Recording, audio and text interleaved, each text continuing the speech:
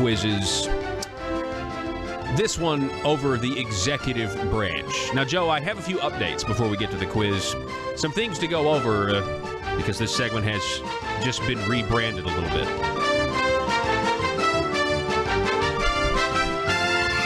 This is the CFA game show. All right. So, yeah, the Conduit Fraction game show. Here it is. All right. So, when you hear this sound, Joe, it means you're out of time.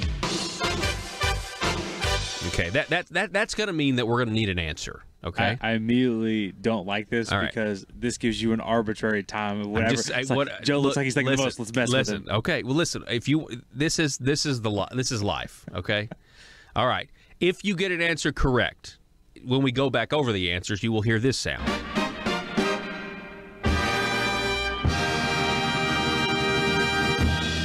Okay. Now, if you get an answer wrong, you're going to hear this sound. Okay, so that's what you need to know going in, all right? So, here we go. Question, now go ahead and click on it. Knowledge is power. Let's go to the first one. The executive branch is one of three branches of Arkansas government. Arkansas Constitution states which offices there will be in the executive branch. These are referred to as constitutional officers and are elected by the people every 4 years. The role of the executive branch is to implement the law, but they do not make the law. They may make regulations and rules, but these can be overridden by statute from the legislative branch. Under the Arkansas Constitution, the governor has, quote, the supreme executive power of this state, end quote. Take this quiz below to learn the structure and practice of the Arkansas executive branch. Now, interestingly enough here, Joe, just for all of our listeners back out there, you can go to conduitforaction.org and you can take the quiz yourself. Question number 1. How many state constitutional offices does Arkansas have? Examples, like the lieutenant governor or the governor. Is it A, 3, B, 5, C, 7, or D, 10? And take time and think it out, Joe. Okay, so it's I think there's more than 3. Because it already gives 2, which were already in my head, the governor and lieutenant governor, and then Secretary of State, because we had Mark on yesterday, and then I'm pretty sure Leslie Rutledge is a constitutional officer as well, which means that there's going to be more than 3. I'm going to go actually, I'm stuck between 5 and 7. All right. That sound, unfortunately, means that you are out of time. Going to need an answer, Joe. I'm going to need an answer. 3, 5, 7, or 10. I'm going to see I have no enforcement mechanism. I have the power here. I'm going to need an answer, Joe. I'm going to go with 5. Going with 5. Okay. All right. So, question number 2. Which of the following are the constitutional offices for Arkansas? Choose as many as you think you are. Now, let's go over this, because this is interesting, and you can't go back and change your answers, Joe. Go ahead and relax it out. All right. Is it the governor? You can check the governor, the chancellor, the attorney general, the land commissioner, the secretary of agriculture, economic development commissioner, lieutenant governor, secretary of state, treasurer, auditor, or chief justice of the Arkansas Supreme Court. Those are your options. Okay, so I got governor already out of the way. There's not a chancellor. The supreme chancellor. That doesn't exist. The supreme chancellor of the Galactic Federation. Yeah. The attorney general. Galactic Empire, rather. Yeah, already kind of. Yeah. So you're saying that the 5 constitutional officers are governor, attorney general, lieutenant governor, secretary of state. I haven't picked my 5th one yet. Oh, okay. I'm going to go with the chief justice of the Supreme Court. That's good, because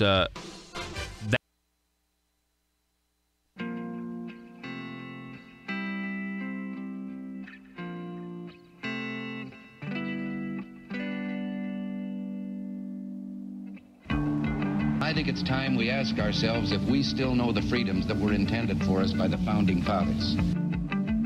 They seem to be in full-scale retreat from spending cuts and are talking about raising people's taxes again.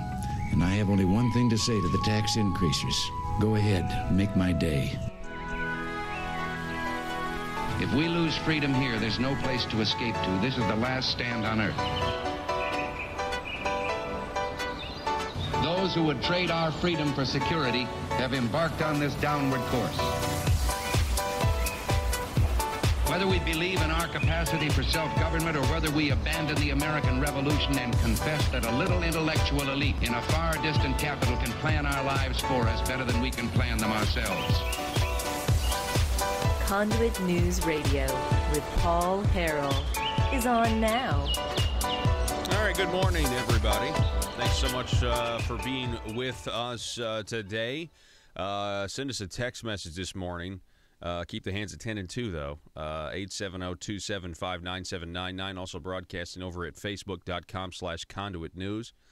My name is Paul. Thanks so much for being with us. All right, so let me just tell you, a lot of interesting developments happened between when we went off the air yesterday morning at 8 and what happened at the task force meeting on your taxes, or a lot of people, some people are calling it the tax force meeting because they kind of are suspecting that it's going to, kind of force legislators to raise our taxes or put them in precarious positions or situations, to say the least. I mean, it's happened before on a lot of different issues. We're going to be checking in at 7:30 this morning. We'll be talking with Mr. Josh Waters of Political Strategies, who was at the tax farce meeting yesterday. And so he's going to fill us in. But in the meantime, I'm going to fill you in on what happened at the meeting yesterday, because the tax farce consultant, I mean, really and truly, this consultant who was fired yesterday, we were talking about it. I've been talking about this tax consultant since October, since an article Conduit for Action put out in October, and I'm going to get to that here in just a second.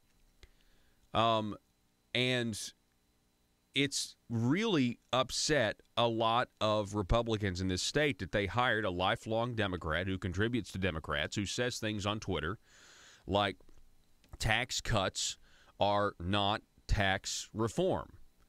He also, by the way, got into an interesting Twitter spat with, I think Donald Trump blocked him on Twitter. And then he, was against Donald Trump coming out the way he did with the NFL. I mean, my point is, it's not just that he believes that he seems to believe that lower taxes don't mean tax reform. He also takes the liberal line on a lot of other things, right? So I don't know. It's like a thread of consistency. This guy's on the left, and yet we have these massive Republican majorities. What are we doing listening to these ideas? It just doesn't make any sense. These ideas have already been debated at the ballot box. And as a matter of fact, one of the key critics when this tax consultant was hired for $300,000. Now he was fired yesterday, and I think we only spent about $80,000 so far. So we spent about $80,000. We wasted $80,000. One of the key critics was Senator Brian King, who said, "Why do we need a consultant on tax policy?" Tax policy, and he really makes a good point here. Tax policy is one of the most talked about subjects among politics. I mean, whether you're on the left or right, I mean, everybody wants to know what you think about taxes when you run for office. The ideas have been debated until everybody pretty much knows, the left thinks it's a good idea to put all of your money in one big pot and have the government divided up equally. I mean, that's where the left is now. I mean, it is a socialist goal. That's what they want to do. And then you have the free market side. Then you have the pro market side. I almost said pro-business, but when pro-business gets misconstrued these days to just mean corporate welfare and that sort of thing. You got to read between the lines, and so my point is, we know what the sides of the tax argument are. We know what they are. Why waste this money? Okay? So Conduit for Action, they were the only ones talking about this whole, what I would consider an insult to the voters of the people of Arkansas back on October 10th of last year. The headline, "Death of Tax Relief. Raging Liberal chosen to guide Arkansas tax policy. Now, it starts out by saying this. When we read State Senator Jim Hendren's legislation, now Senator Jim Hendren is nephew number one. He's Governor Asa Hutchinson's nephew. When we read State Senator Jim Hendren's legislation to create the Arkansas Tax Relief and Tax Reform Task Force, we were disappointed because the focus was primarily about shifting tax burdens among taxpayers. We had hoped Republicans would have focused on cutting the high tax burden on Arkansans. By the way, that was actually talked about a little bit yesterday by Matt Pitch, I believe. Keep in mind, Governor Asa Hutchinson refused to support tax relief for military retirement unless the bill included new taxes to make the plan revenue neutral. Later, we learned the plan became an overall tax increase of $5.9 million a year. Senator Jim Hendren, Asa's nephew, created and chairs the task force, and it is designed to repeat his uncle's plan of tax shifting, revenue neutral, and tax increases for sure. When the membership of the task force was announced, we were dismayed to see that it is stacked with tax and spend legislators. Almost all of the tax force members voted in 2017, almost all, for more than one bill that would have raised our taxes. When the task force hired a consulting firm and it was revealed who would be the project manager, all doubts were erased that the liberal agenda of the task force was liberal. The task force used your tax money to hire a raging liberal to guide Arkansas tax policy. That's the huge story here. And yesterday, I think just because of blatant incompetency, not necessarily because he was a liberal, I think a lot of this is because the man had the wrong tax brackets. Yesterday at the tax farce meeting, Randy Bauer, the lifelong Democrat, contributing to Democrats all his life, who thinks tax cuts are not tax reform, according to his own Twitter, had the wrong tax brackets. Okay? Did not have, you've paid someone almost $100,000, and they're in their report, in their presentation to the committee, they don't even have the right tax credits that reflect current law. I'm sorry, tax brackets that reflect the current law, what the situation is. Now, think about that for a second. Think about that for a second. That is incompetency. Now, there's also the incompetency of this guy being hired in the first place. And that responsibility rests on Senator Jim Hendren, who pushed for this, who said things like, well, we're maybe talking about hundreds of millions of dollars in tax cuts, and so we got to get this right. We got to we got to get it right. Well, you didn't get it right. You got it wrong. And it's been a complete waste of time. And this whole task force thing has been a complete waste of time. We know what we want. We want lower taxes, and we want you to reduce the size of government, shrink spending, and give more of our money back to us. That's what we want. So back to the article real quick. I just want to refresh you on who this guy is that they fired yesterday. And I guess so I've been covering this, so October, November, December. So 3 months, right, into January, because this was written on the 10th, and it's the 9th of January. So check this out. So we've been doing this for 3 months, and he finally gets fired. After the first day we were on our new affiliate, by the way, The Answer in Little Rock. So just who is Randall Bauer? He works for PFM Consulting Group. The hefty price, if they would have completed, $312,000. We hired a liberal for $312,000 to give us ideas on tax reform. It's just unbelievable. Looking at his social media posts. And honestly, I think this has a key reason why he was fired. I think when people found out, you got to understand, people talk to me, and I hear things about how when people found out this is who they hired, I mean, you got to just, people are so sick of having the establishment Republicans in this state give others one more excuse to criticize their supposed conservative credentials. Republicans are sick of this. They're sick of having to defend against their base, and yet here's the administration, and here is the leadership. The family business between the governor and his nephews, and here we have yet another reason to say, oh, we have to defend this again. I mean, the people are getting sick of defending the leadership here. They talk to me. They're sick of it. And here is something that is really indefensible: hiring a tax consultant. When, by the way, you have the Bureau of Legislative Research. Senator Brian King said as much when this was announced. We have the Bureau of Legislative Research. You have Department of Finance Administration. You have these agencies that already exist. Why do you need to hire an outside consultant? Why do you need to do these things? Okay, let me see here. This is interesting. This was the first red flag. Randy Bauer tweeted, again, he was fired yesterday. Partly because he couldn't come up with the right tax brackets. It is the difference between light and dark. Only Obama is light and Trump is dark. This is what he tweeted back on September 24th. And this had to do with the Colin Kaepernick taking a knee situation, the national anthem, the NFL. Then he starts retweeting Michael Bloomberg, Michael Bloomberg posted an anti-Second Amendment. He was all for the anti-Second Amendment group Moms Demand Action. Michael Bloomberg says, the United States has a gun violence problem.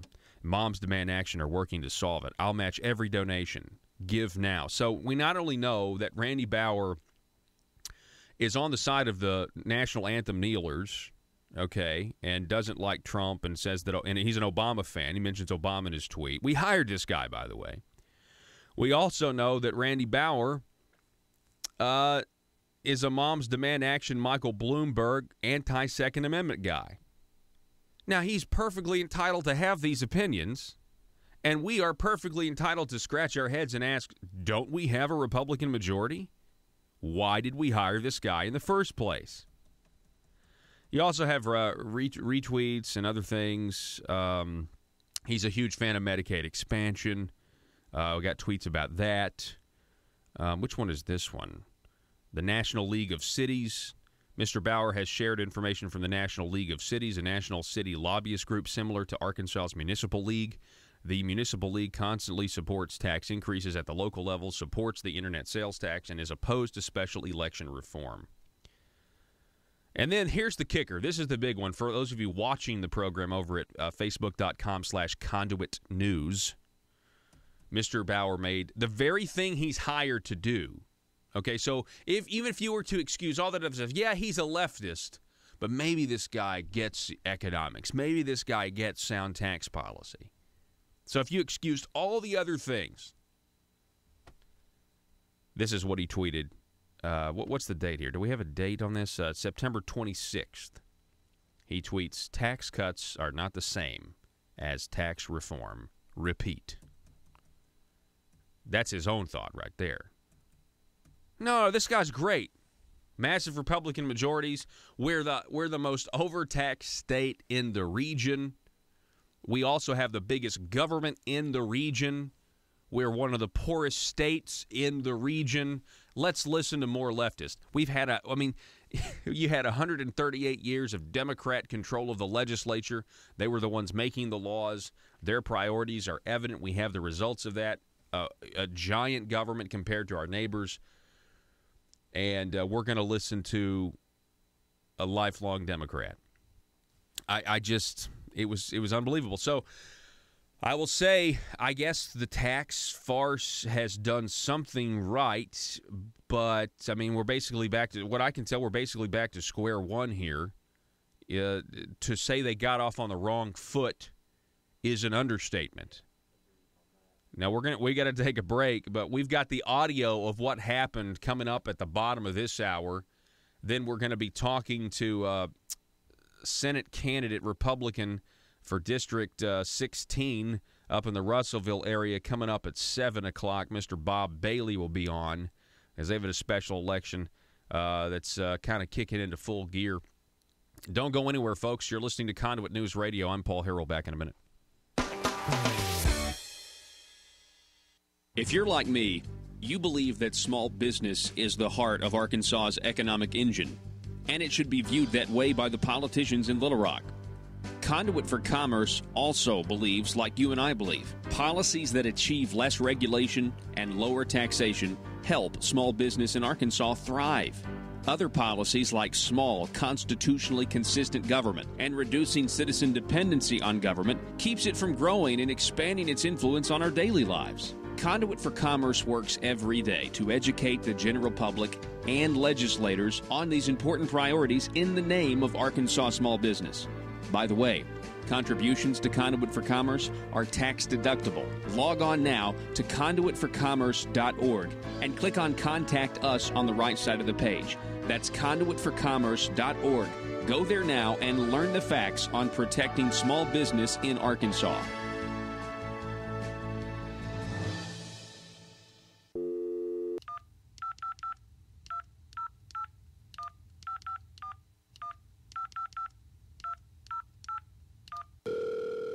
Welcome to the Arkansas Obamacare Hotline. We would be more than happy to help you enroll in Arkansas Obamacare today. We just need a little information about you. Let's get started. If you're disabled, pregnant, or looking for medical care for your child, the program is currently full, and there's no doctors to see you. Please hang up now. If you're an able-bodied adult, please press 1. If you're currently employed, we're sorry, but you most likely do not qualify for the program. Please quit your job and call back later. If you don't work and instead play video games all day with your cats in your grandmother's basement, please press 1. If you've never lived in Arkansas, press 1. If you currently live in another state, press 1. If you recently purchased a home in New Jersey for $750,000, please press 1. If your current identity has previously been used by another person, was created before your actual date of birth, or doesn't really exist, please press 1.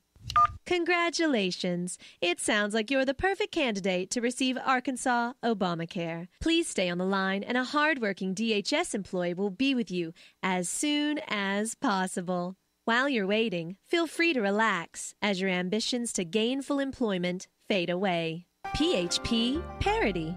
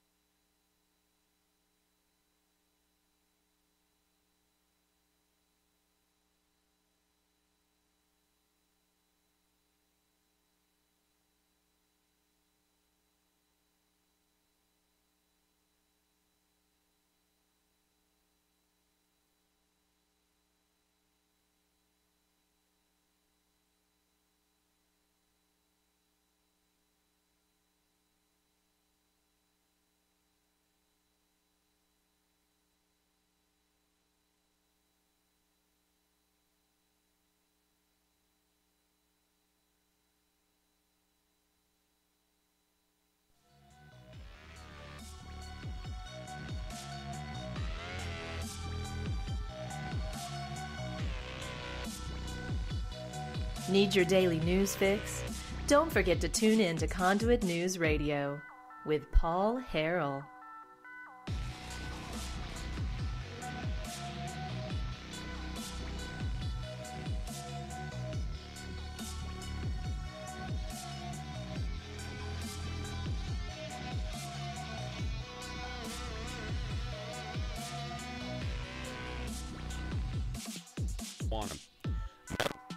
Medical marijuana.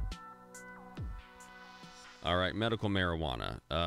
Last week, was it, right? I guess I was on vacation last week, and I did see where you had Jeff Sessions come out and basically rescinding Obama-era rules, saying, hey, look, well, from what I have read about it, essentially saying, look, okay, it's going to be up to, prosecutors' discretion and that sort of thing. I mean, it still means, hey, look, Arkansas is getting into the full swing of this medical marijuana amendment that passed, that the people voted for. And so now what is that going to do? That's the question. You know, are there people that are maybe thinking about getting into the business? And by the way, just so you know, it is a business. Now there is a marijuana lobby in Arkansas. Nobody wants to talk about that. So you're going to have politicians. There's a lot of money out there for politicians now because of the medical marijuana issue. So what does Arkansas do? Do we move forward with this? I have to say there's part of me that's torn. I didn't vote for the medical marijuana amendment. And the reason I didn't is because I didn't think the amendment was actually being honest. I would have much rather had an honest debate about whether or not it's legal to grow a plant and do what you want to with it. I didn't like the big business that was going to be behind it. The idea is like, okay, well, we'll legalize it now that we can only let a select few people have access to it, and then only have and then all the money. It was all about the money. That's the only reason it got on the ballot, because they paid enough canvassers to go collect the signatures, and it was about the money. That's what it was about. Now, at the same time, I do not deny the medical benefits for people who need the stuff. I get that, but it was it was so much more complicated than I feel like a lot of people wanted you to believe. Now, John Moritz over at the Northwest Arkansas Online, they have this article, "No Pause Expected for Medical Pot in State." Arkansas officials are not pausing their rollout of the state's voter-approved medical marijuana program after U.S. Justice Department announced Thursday that it will again follow or allow federal agents to crack down on the drug in states that have legalized its use. So we'll see what happens from this. Maybe nothing. But here is the kicker. Next article. You know how I said it was about big business? You know how I said it was about, okay, we'll legalize it as long as there's a big, as long as the government's going to get to kind of pick winners and losers. And that's exactly what's happening. Don't make any mistake about it. If you're getting into the medical marijuana industry and you're going to be a dispensary or a cultivation place, the government's picking winners and losers. Look at this. Headline, again, John Moritz, applications to be able to get into this big business connect Governor Asa Hutchinson's son, Senate candidate's uncle, to medical marijuana industry in the state. And it's fascinating. The son of Governor Asa Hutchinson, a law firm associated with a former governor and a relative of a recent U.S. Senate candidate, are among those with ties to the state's burgeoning medical marijuana industry. Now, this is interesting because Governor Asa Hutchinson was opposed to the medical marijuana amendment back when, we were in the political season and we were voting for it. And recently, in that last article that we had up, he seems to have softened his stance and seems to be in support of it now. Hutchinson said the president thinks medical marijuana is an appropriate exception to federal enforcement policy, although the governor said he's not discussed the topic with President Trump. But then he goes on, quote, "There needs to be a difference of view between medical marijuana and recreational use of marijuana," which, look, that's certainly that's a good point. It is interesting, though, that we now have family members connected with the governor who stand to make potentially a lot of money with this whole, I'm going to go ahead and call it a scheme. It's a scheme. The whole thing's been a scheme. If you look at who wrote it, just look, it was a well thought out scheme. Look, this is what we're going to do. We're going to write this. We're going to get it on the ballot. We're going to pay the canvassers. We're up against a hard break, folks. Good morning to you. My name's Paul. Back in just a moment.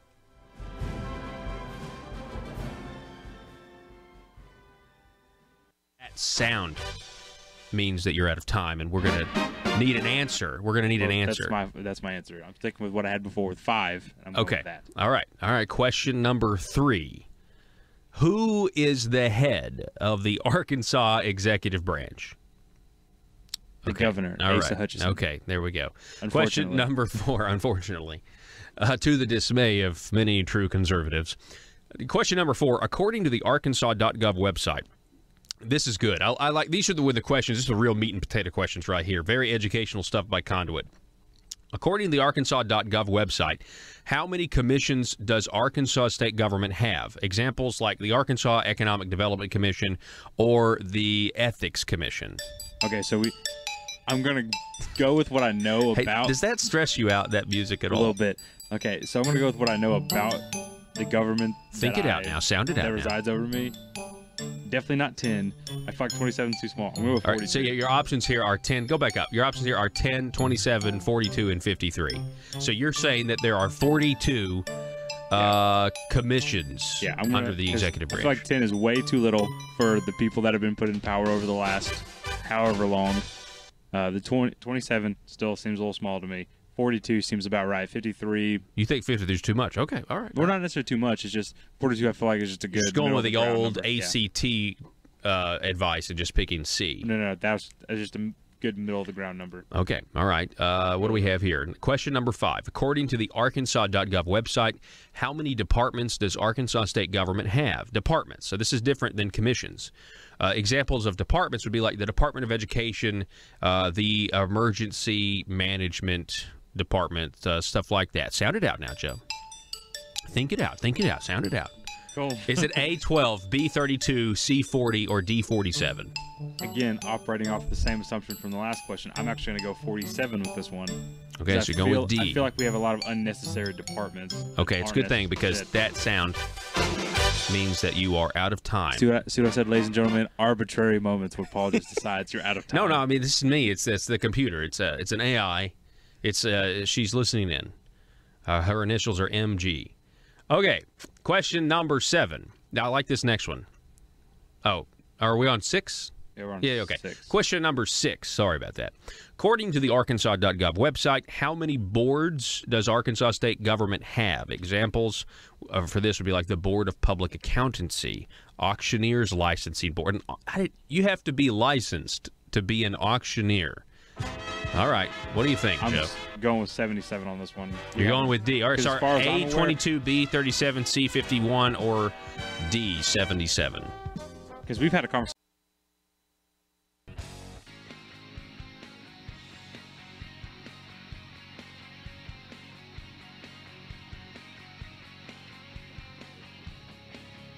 The intersection of conservative ideas and reality. Conduit News Radio with Paul Harrell.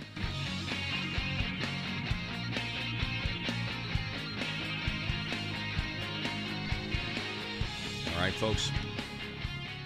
870-275-9799 is the telephone number. We got some audio to get to. Yesterday, the tax farce. The tax farce. The tax task farce. I confused myself. They met, and there was an interesting exchange between State Representative Jim Dotson and the lifelong Democrat liberal we hired to consult for us, supposedly a Republican state. At what point are we going to just call Arkansas a rhino state? Now, it's not all the Republicans, not all of them, but it's the leadership. I cannot stress that point to you enough. The leadership in our state is designed, I'm convinced now, to protect the status quo. Just that's my 2 cents, but I mean I've been watching and I've been reporting for a long time now. And I'm telling you, these people will use popular limited government ideas to get elected, and then they find a way to come up with excuses as to why we can't implement those ideas. Yesterday, at the tax task farce meeting, and this highlights that it is a farce, by the way. It's not just a clever name that really irritates the establishment in the state. And by the way, it does. This program has been irritating the establishment for quite a long time. in the state of Arkansas. Take a listen. State Representative Jim Dotson gets recognized and asks lifelong Democrat Randy Bauer, who was fired yesterday, this question.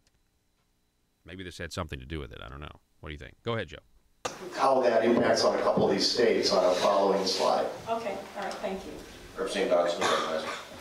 Thank you, Mr. Chairman.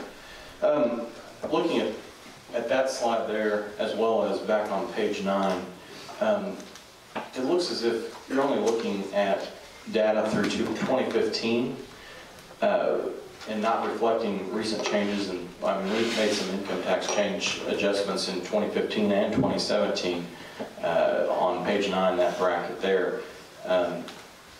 Why are those not reflected in this? And then also, when we're comparing to other states, is there more recent data that some other states have they made other adjustments and changes to where this is accurate and current? Well, this is the data from the Federation of Tax Administrators, and my recollection is that they were dating this as of 1/1/2017. So if we haven't captured the rate changes as it relates, I think that the other states, as far as I know, that's what they consider to be the rates. I'll certainly check with our Representative Dotson if we're not showing the right numbers here. When we do the written report that goes along with this, we'll certainly make those changes. Okay. I know page 9 is not up to date, but I don't know about page 17. Okay. We'll definitely check. So this really irritated the folks on the tax farce because they've hired this consultant who gives them the wrong the most basic thing that you need, the most basic thing that you would need to have in Arkansas would be current tax brackets.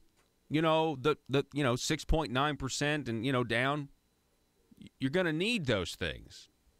If we're going to talk about the tax policy of Arkansas, you'd think you'd want to get that right. I mean, that's like it's like the most basic thing. It's like the most fundamental thing. Like, okay, what do you have to do in order to be successful at work? Or whatever your profession is, what do you have to do to be successful at it? Well, you have to wake up every morning. Like, that wouldn't be in most people's criteria because it's a given. And that's the same thing here. Like, you got to have the right tax brackets. Again, it is truly a tax task farce.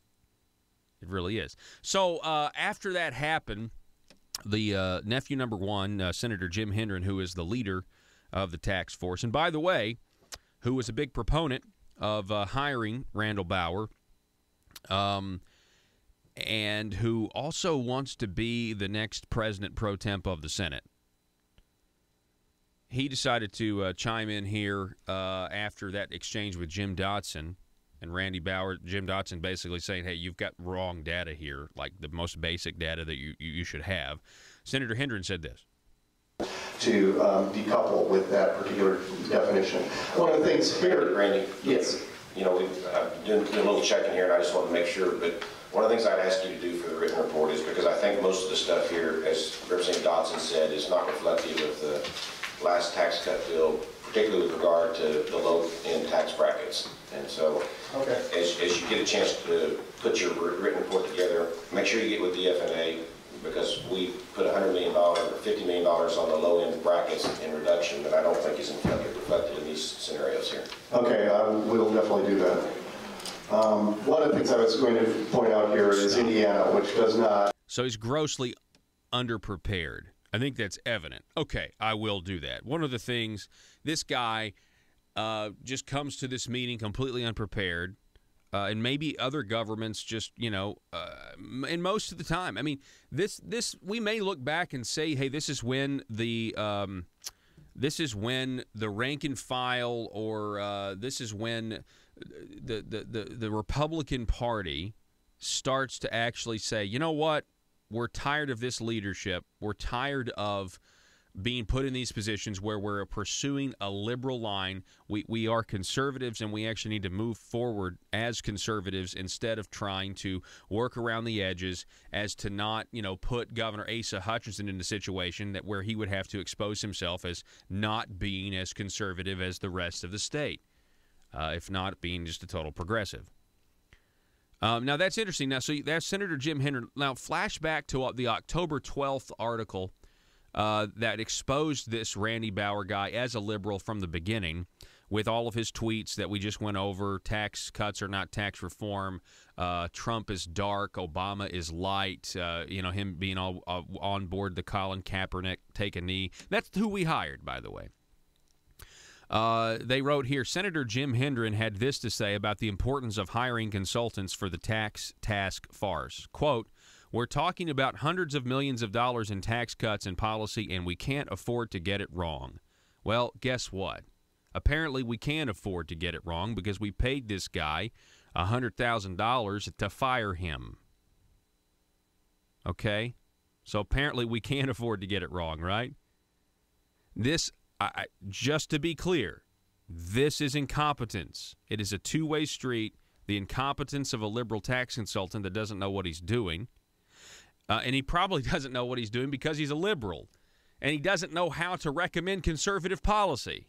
That's the real story here. But then you have the incompetence of Senator Jim Hendren hiring this guy in the first place. You have incompetence on two levels. But let's be clear here. This guy was fired because he probably is used to giving presentations to high tax and spend states, or people that don't, or states that are controlled by more of an even split of Democrats or Republicans, but not the massive legislative majorities that we have. And that's why this guy probably is unprepared. Now, you need to have the tax brackets because that's, that's pretty bad. But you see what I'm saying? Like, if he's a lifelong Democrat, he's given to Democrats all his life, and we got the contribution, readouts to prove that. And, but he's hired by Republicans. He doesn't believe that tax cuts are tax reform. I mean, then this guy probably is just kind of spinning his wheels, just trying to, how long are they going to pay me? Well, it ended yesterday. Well, or he is just so used to having, or when giving presentations like this, to just stand there, look pretty, and just say words. He's never been questioned. Yeah, it's possible. No one's ever brought anything up. He just kept doing the same formula that's worked over and over and over again, and someone called him out on it, and he had no idea what to do. Yeah, well, I mean, it's pretty bad. Pretty much what I'm getting at is every time he's done a presentation, it's been a T-ball style setup, swing and hit it no matter what. Yeah. Well, that wasn't the case yesterday. So fast forward, that was yesterday morning, okay? The tax farce meeting ends, and Randy, Bauer and everybody, they go to lunch, and I get a phone call or a text message saying that they're going to meet again this afternoon. And I said, well, what about? And the response I got back was, well, I don't know. Why are they going to meet again after lunch? There's nothing on the agenda. There's nothing on the internet, on the legislative website. You can go there for these meetings. They'll have, what they're going to try to accomplish. Now, that didn't happen. There was nothing there. And so they show up, and they eventually, Senator Jim Hendren says this. On the state of Arkansas. The only other item we have, and this is one of those, we're just going to push through this, is, as you all know, we started a contract with PFM, I guess last summer. It got off to a couple of months delay because there was some initial unhappiness that we didn't have more bidders.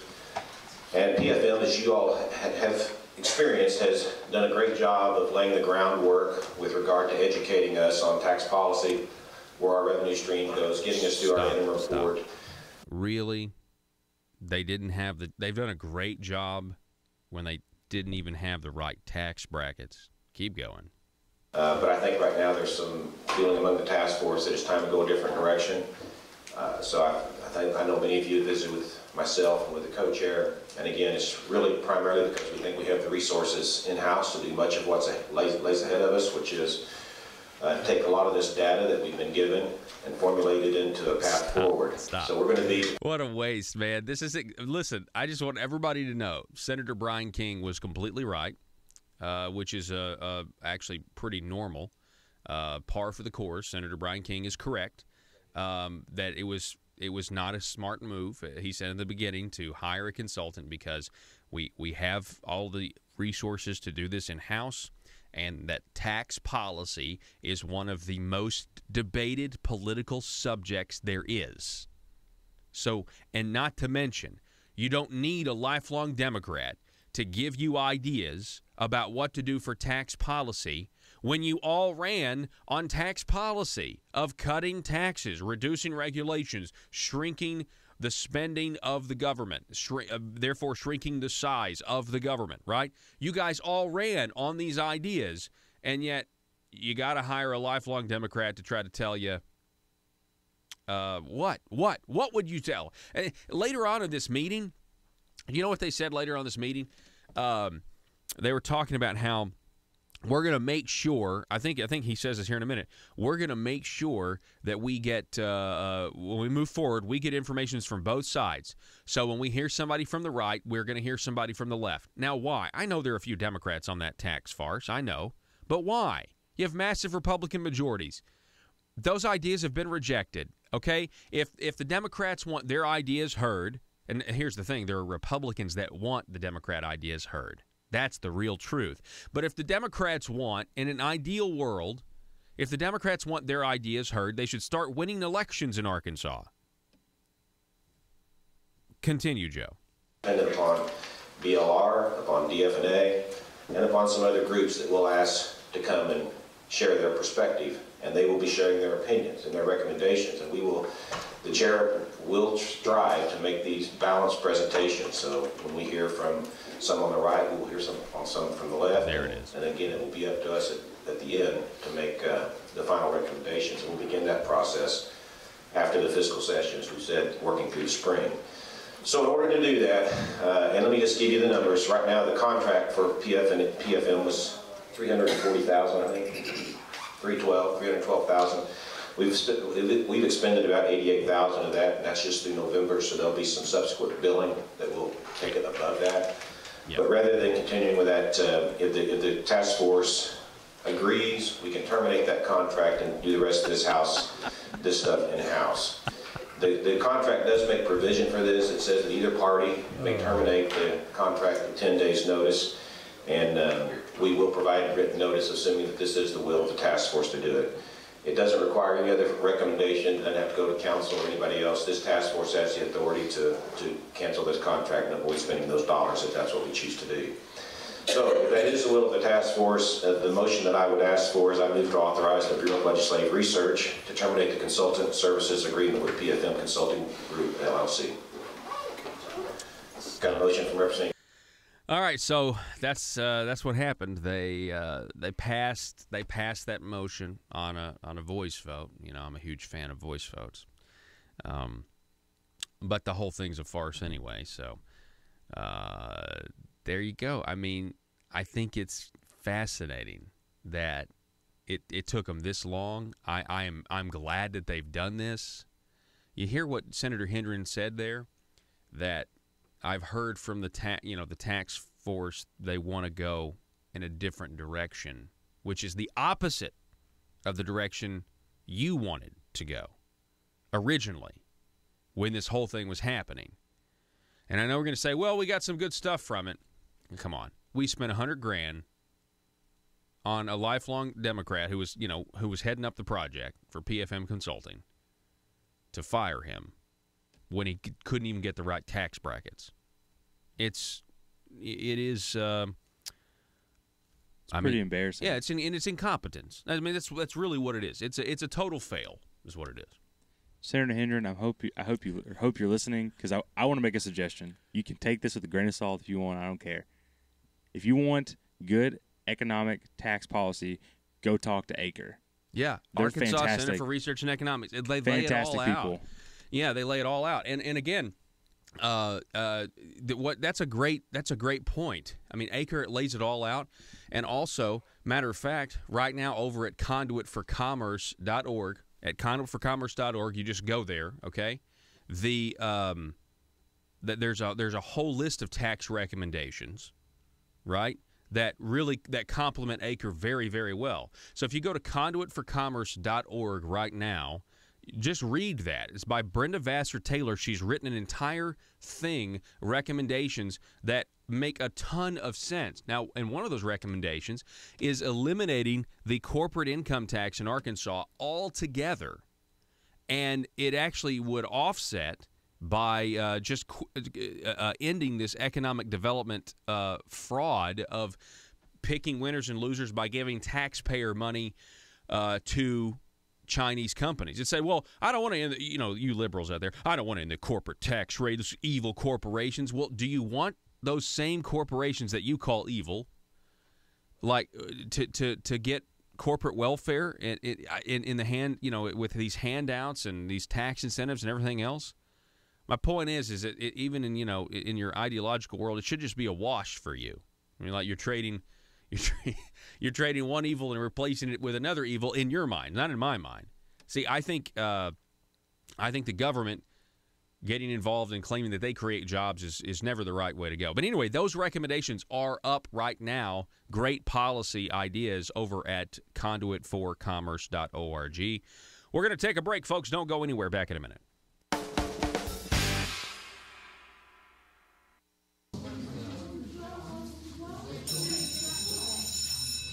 Good morning. Good morning. Congratulations, you have made it to the Bureau of Carefully Crafted Language, where we strive to offer politicians the very best in ambiguously specific language, the purpose of which is to allow our politician bosses to grow government and keep their constituents in the dark.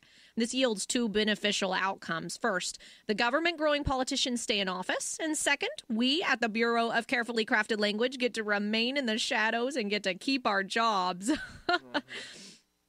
Now, it's time for technocrat training drills. Johnny? Yes? A politician wants to use the healthcare system to punish those who have and redistribute their wealth. What is the appropriate language to use in this situation to make an unpopular idea acceptable to the public? I would emphasize that these ideas would make their healthcare more affordable and make sure the public understands if they already have adequate healthcare, nothing will change for them. Very good, Johnny. Much progress since last time. Next up, let's have Susie. Susie, your politician has been caught in, dare I say it, a lie. What kind of a lie? It doesn't really matter, but in the spirit of the Bureau of Carefully Crafted Language, I will give you a good hypothetical scenario. Dozens of politicians have been thrown out of office for supporting a socialist healthcare program. So the remaining politicians get together and they pass a bill to, quote, end the program, end quote. But they really want to keep it. What should they do, Susie?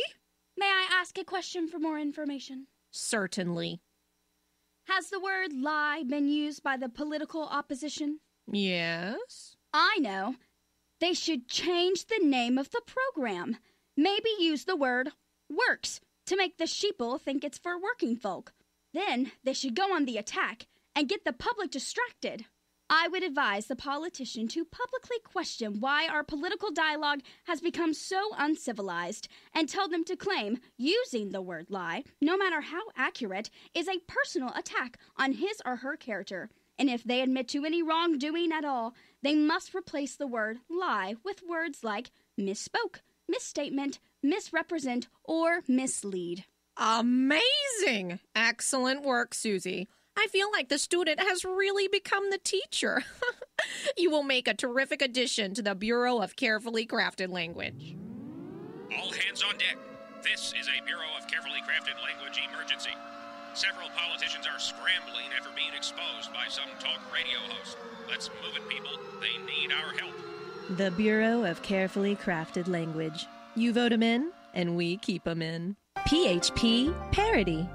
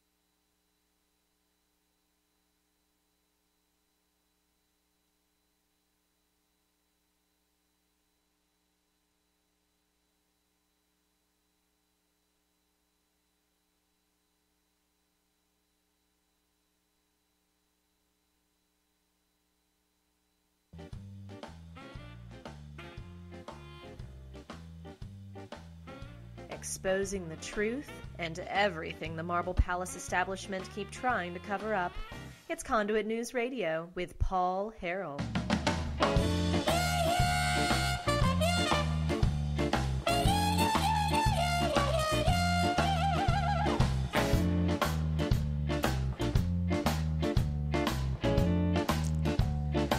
This first paragraph in a Michael Wickline story from yesterday, headline, State Fiscal 19 Budget Focus as Hearings Start. So it's the fiscal session coming up this year, and they're going to start to discuss the budget. I believe the governor's going to be talking about that. I think that's happening today. But the subheadline here, and along with the first paragraph of Michael Wickline's story, Medicaid expansion money remains wild card. State lawmakers will convene this week to hold hearings on Governor Asa Hutchinson's proposed budget for next fiscal year, with some uncertainty about whether there's enough support in their ranks to reauthorize the use of federal and state money for the state's Medicaid expansion program. Now, let's just be clear about this. This has been unstable from the beginning. We have there's no way at all we can continue to pay for able-to-work adults on this program without massive tax increases, which is why you saw in the last session last year them try to raise your taxes with an internet sales tax. They did raise your taxes with a tire tax. They increased the current rim fee on tires and created a new removal fee on tires to fund the Arkansas Department of Environmental Quality's cradle-to-grave tire tracking system fantasy. They want to be able to I'm not kidding you. Do you know this? They passed 2 new tax increases last session because of the Zika virus. It was written in the bill, tires and landfills retain water, and that water breeds mosquitoes and the Zika virus. So they did it for you and me. They did it for our health because, of course, we're just the Arkansas Zika epidemic is well known. I mean, yeah. I mean, people are dying like flies around here with that Zika virus. My point is everything they did last session was because the giant gorilla on top of the Marble Palace dome, his name is Medicaid expansion, and we can't afford it. Now, the first thing we should do that Governor Asa Hutchinson will not do and has opposed is cap the enrollment so we have a fixed knowable cost. And you cap the enrollment, and then once you fall off the program, you can't get back on. That's the least that we could do. But they don't even want to do that. They want to tell you, it's now Arkansas Works, and we're going to put people to work, and blah, blah, blah, blah, blah. They just refuse to say this program is a complete disaster.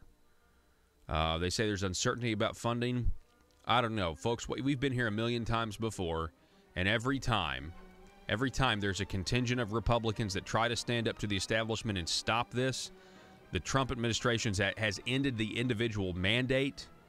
Maybe now it'll be different, but I don't think so, because in the past, the establishment, Asa Hutchinson, has always gotten his way on this.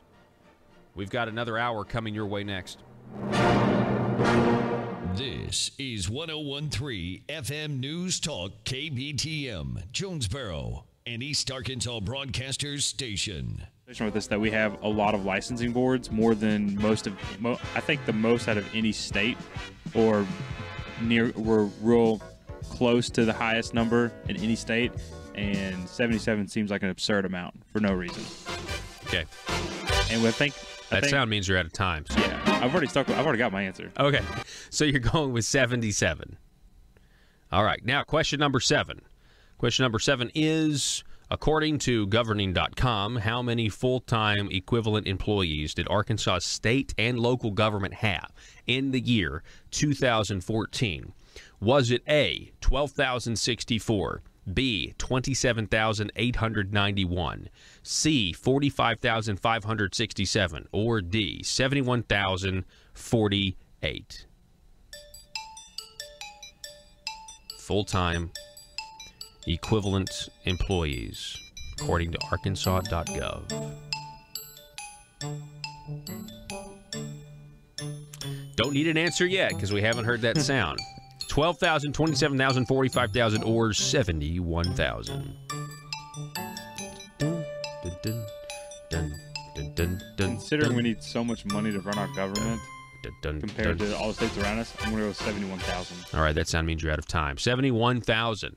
Question 8, have you subscribed to the Conduit for Action email list? You have. What city do you live in? You live in the town of Jonesboro.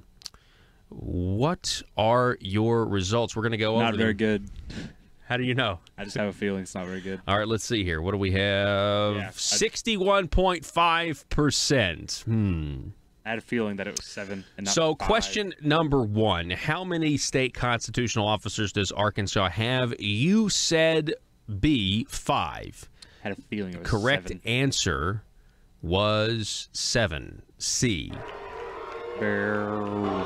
That sound means that's a wrong answer. Well, the next one, I get partially correct. Okay, partially correct. Okay. Which of the following constitutional offices for Arkansas? See, which of the following are the constitutional offices for Arkansas? I didn't know Land Commissioner was a constitutional office. Yeah. I didn't know that. Yeah, we interviewed Tommy Land. I knew we did. For Land Commissioner. Yeah, I knew. I just didn't remember if it was a constitutional officer or not. I didn't think it was. Okay. All right. So you got Governor right, obviously, Attorney General right, Land Commissioner incorrect. So you picked 4. Okay, I see what you did. 5. So the wrong one is that you thought that the Chief Justice of the Arkansas Supreme Court was a constitutional officer. Honestly, I had no idea who my 5th person was going to be from my answer previously. So now the reason that's wrong, Joe, just logically, is just because part of the judicial it's branch, part of the judicial branch, and so it's three equal branches here. So more of a shot in the dark, that was unnecessary. So you were going to get this wrong because you said that there were 5 constitutional offices, and there's 7. Yep.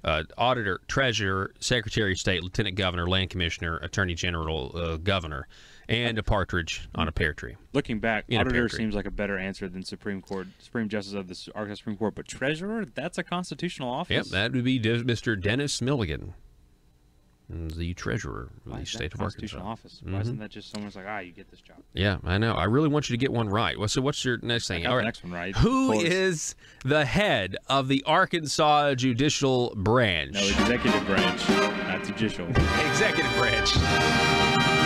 Sorry. You got that one right, Joe. Congratulations. It was the governor, the head of the executive branch. Sorry, that was last week's many quiz. people's current dismay. You got it right. All right, so next question 4. According to the Arkansas.gov website, how many commissions does Arkansas state government have? And the Arkansas government continues to push the bounds of what I think. Yeah, I know. That's true. You chose 42. But I was in between 42 and 53 because the correct answer is 53. Yeah. So that's for you. Sorry. No. That's to the Arkansas state government. Boo to you guys for 53 commissions. Unnecessary. Yeah, I know. Isn't that nuts? Question number 5. According to the Arkansas.gov website, how many departments does Arkansas state government have? You went with the highest number on that one. We have 47 departments in the executive branch. Again, I say, no. Play the booing sound. Play the booing. You want the booing? Yes, because, again, boo on you. Arkansas state government. Well, all right, so it's boo on the government, but good for Joe. Yeah. All right, question number 6. According to the Arkansas.gov website, how many boards does the Arkansas state government have, like the Public Accountancy Board or the Auctioneers Licensing Board?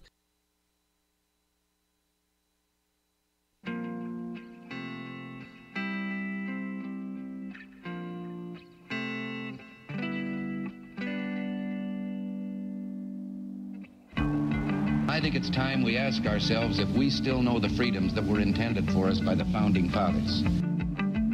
They seem to be in full-scale retreat from spending cuts and are talking about raising people's taxes again.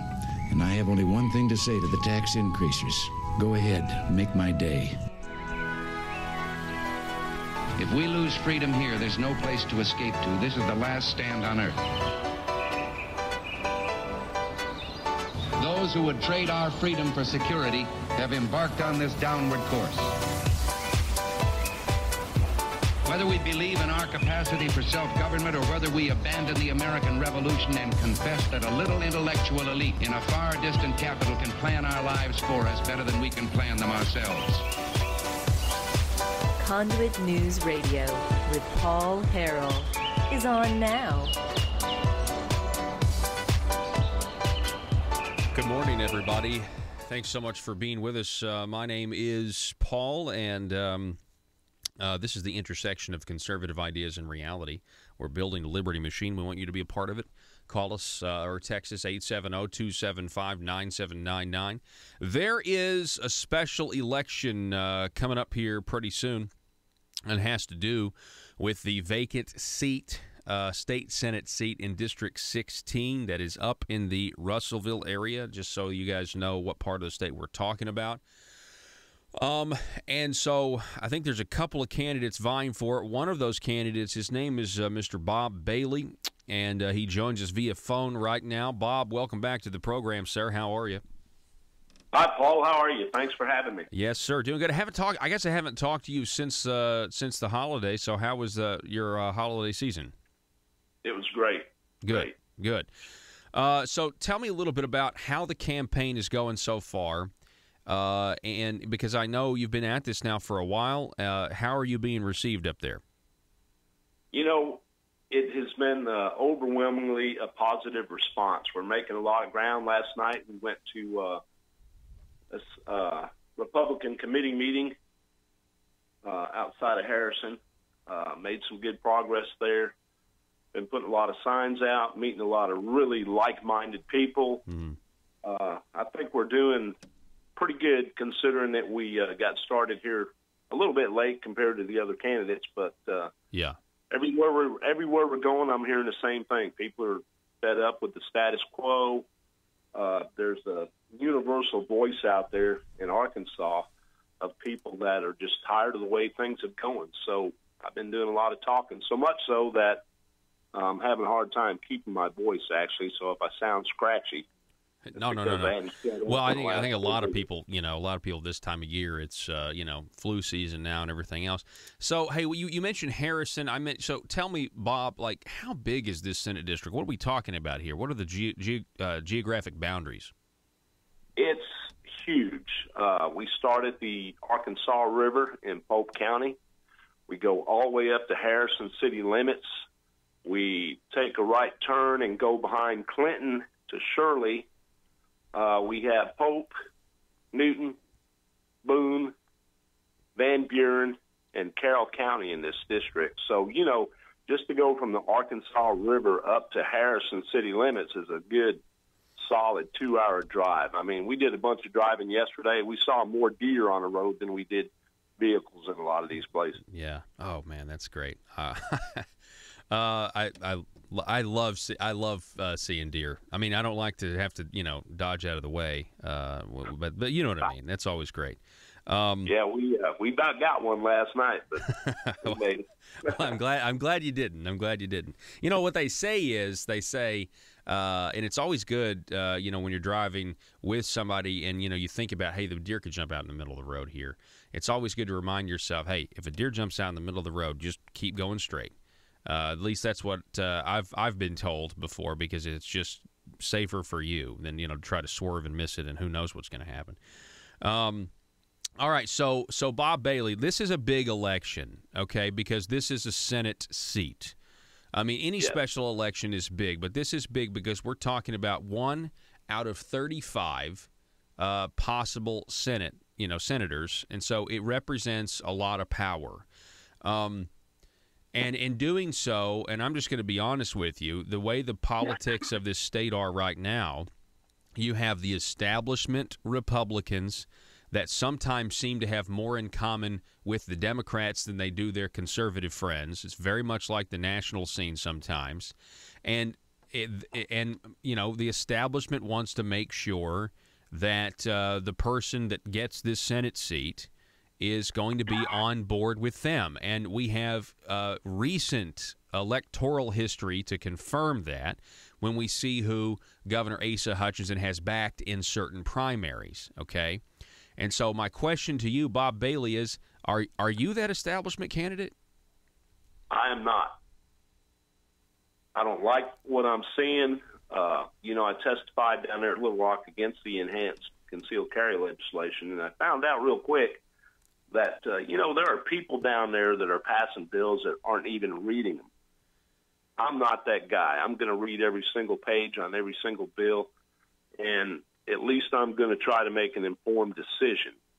I was surprised at the amount of people that told me, well, this is the first time we've heard of this in this bill. And I'm thinking, okay, you've got one job as an elected official, and that's to read the bill and make an informed decision. You've got some people down there that are not reading the bill and just doing what they were told by their party whip. And I don't think that's right, and I'm not going to be that guy. Well, I think that's a really good attitude to have, and I can tell you right now, I know how cynical these people are, and when they heard you say that you were going to read every bill, every legislator out there just laughed because they're thinking, well, that's just not how it's done. But there are things that can be done, Bob, to make sure that a lot of these bills don't ever get to the point where they're going to be passed as law. And I honestly think, and this has been my contention for a while, that if in these committees they would require all committee votes to be recorded, you would have so many people that would never, ever just voice vote something out of committee if they knew that they were going to be held accountable to it later. I think you'd have some bad bills that wouldn't even get written because they'd say there's not a chance this will ever even get out of committee because it's, people don't want to be held accountable or, don't want to lose power. And that's one of the reasons, people say if you recorded all committee votes, it would really slow the process down, and they are exactly right. And that is exactly what we need down at the Marble Palace because things move too fast, and you eventually get in a situation where you're told to vote for this bill not because you've read it, but because you trust your friend or your colleague who are fallible human beings who sometimes may be intentionally deceiving you, or just may be, accidentally wrong because we all make mistakes. So the process needs to come to a crawl because that's the best way to look out for the unintended consequences of government and how it affects our individual liberty. I'll let you respond to that, Bob. I think that you're exactly right, and we are seeing the effects of unintended consequences. Anytime you pass legislation that affects people's life, it affects their freedom. It affects many of the things that they do in their daily activities. I think you need to have that accountability.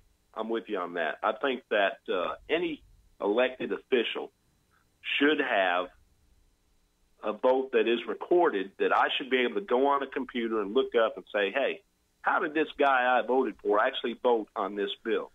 Man, we're being squeezed on so many sides. We're being taxed into oblivion. You just read about, well, they gave the veterans a break on their taxes and they put it on candy bars and sodas. I mean, who thinks this stuff up? There's a lot of really bad legislation passed deep inside of these bills that are anti-freedom, anti-American, pro-globalist, contrary to the way that me and you think.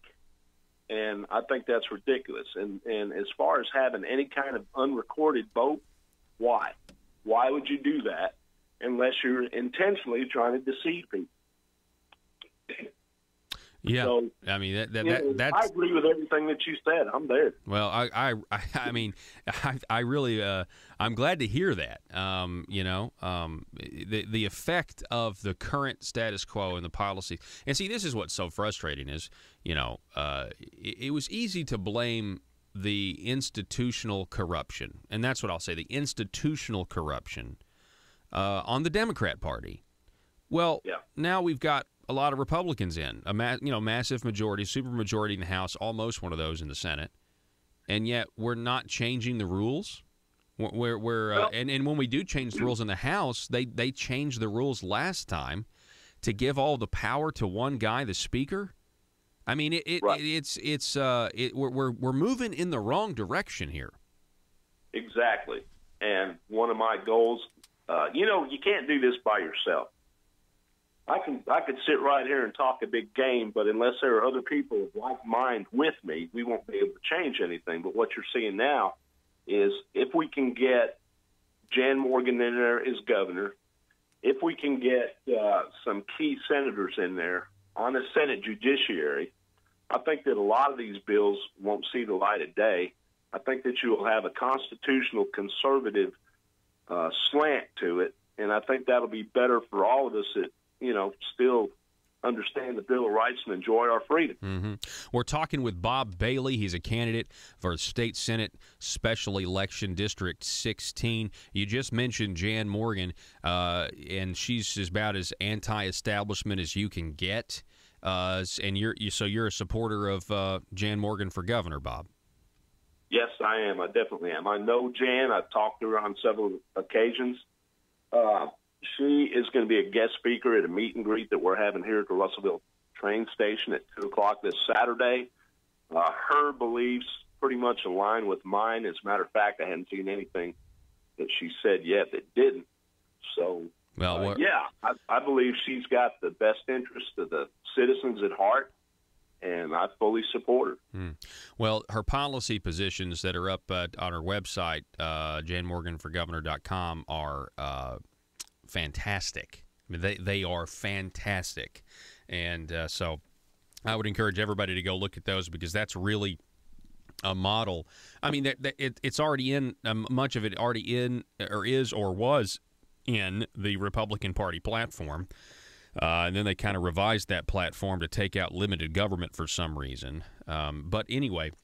Bob, I really appreciate you coming on the program, and I would like for you to tell our audience, because we are on our great affiliate in the Russellville River Valley area, KARV 610 AM 101.3 FM, but we're also on other affiliates across the state.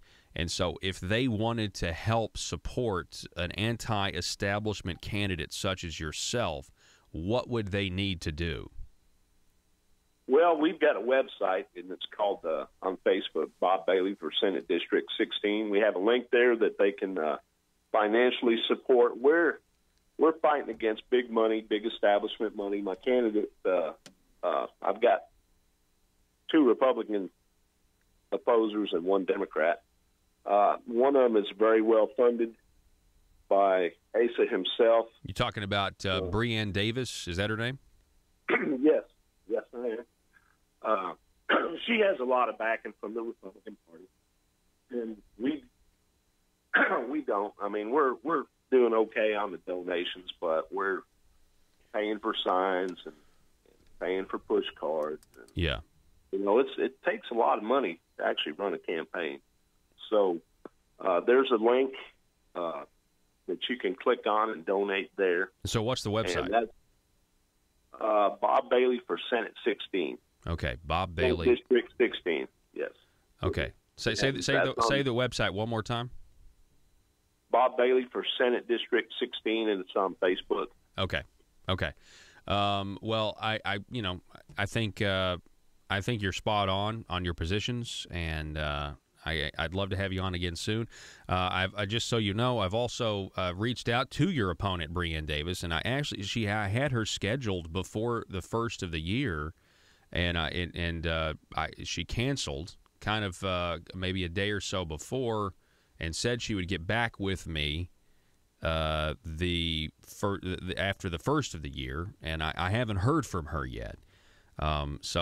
I'd be interested to talk to her about some of the stuff I've talked to you about, like the divide in the Republican Party, and is she establishment? I mean, I'm looking at a fundraising invitation for her, and the people putting this fundraiser invitation on looks like, the guard for the status quo. I mean, you've got Bruce Hawkins on here.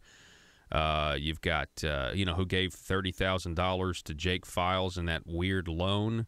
You've got Ted Mullinex on here. Who else did I see? Jody Ann Tritt, hospital lobbyist. I mean, these are the people backing her. John Burris. So, I mean, if you're going to decide who's the establishment, it's certainly – I'd like to ask her some questions. I'll tell you that much. I know that this audience, she's certainly going to need their vote. But anyway, we'll see. Bob, I appreciate you coming on, sir. Hey, man, I appreciate you having me, and it's good talking to you. Yes, sir. Be safe. All right, folks, we got to take a break. You're listening to Conduit News Radio. I'm Paul Harrell.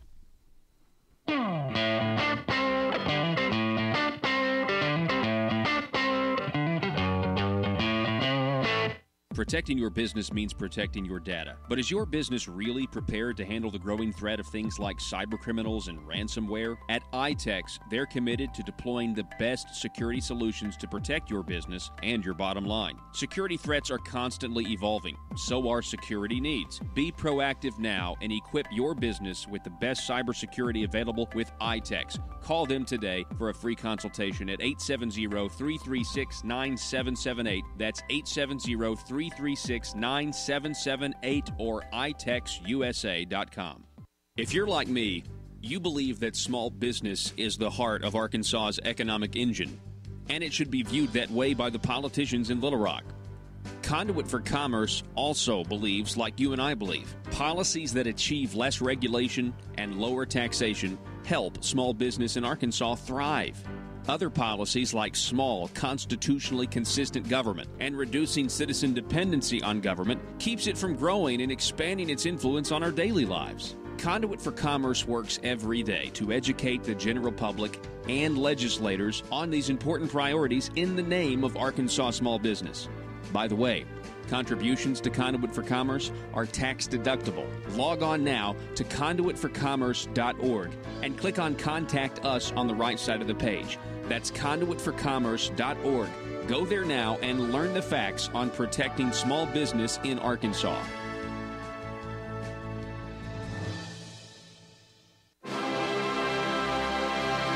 This is Mother Government.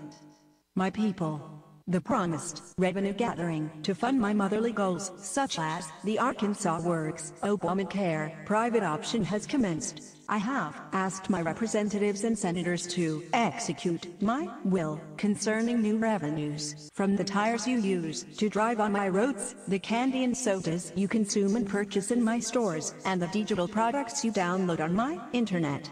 Your sacrifices and tributes, which are owed, display a measure of obedience, but there are still collectible sacrifices I require from the people to increase the work and size of our great government of Arkansas. There are two matters left unresolved. 1.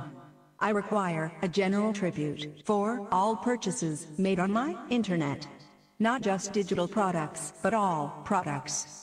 My dear children, there are those who would thwart my motherly goals of progress.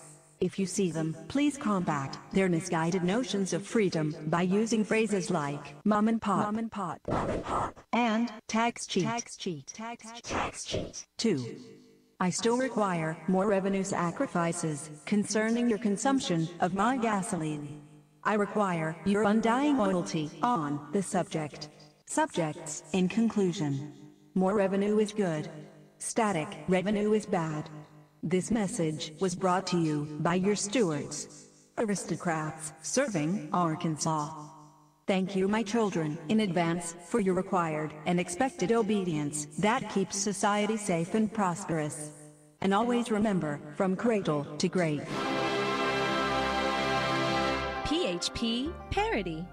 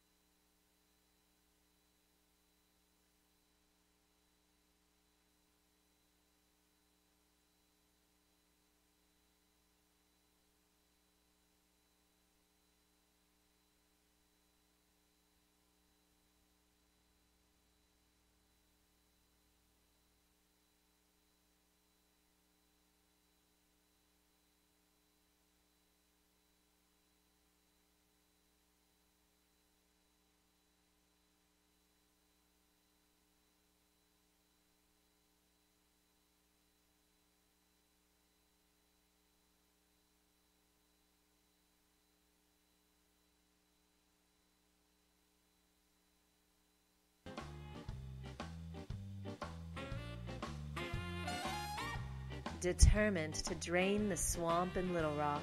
It's Conduit News Radio with Paul Harrell.